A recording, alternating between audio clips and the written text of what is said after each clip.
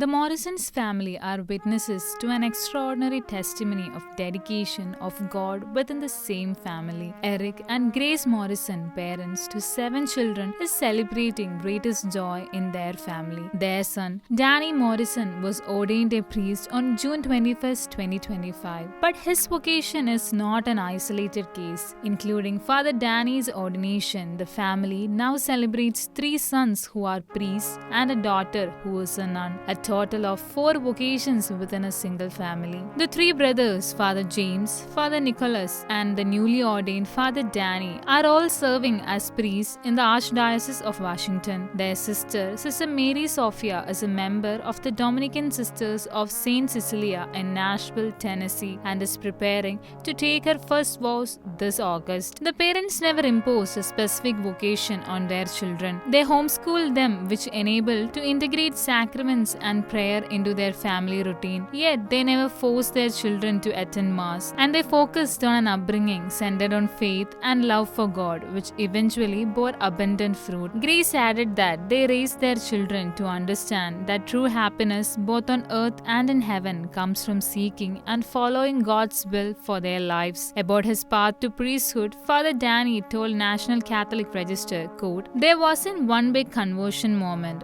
but just this slow call of the Lord throughout my early life," end quote. One cherished family custom during Morrison's childhood was regularly inviting priests over the dinner. Around the table, they shared meals, conversations, and laughter, allowing the children to witness the human and joyful side of the priesthood firsthand. Father Nicholas recalls that one of his most lasting memories is seeing 2 priests seated at the family dinner table, a simple moment that left a deep impression on his heart. Father Mark Evany, Vocations Director of the Archdiocese of Washington, has known the Morrisons family since the children were young. He believes the abundance of vocations in the family stems not from any special formula, but from faith that was simply and naturally lived. He said, quote, "Eric and Grace Morrison did a truly admirable job of gently encouraging vocations, never pressuring their children or even subtly suggesting that they would be better off as priests or nuns," end quote. Even the social environment also played an important role. The Morrisons built a community of like-minded Catholic families who shared a sincere and living faith. Father James, the eldest son and the first to be ordained a priest, remembers with gratitude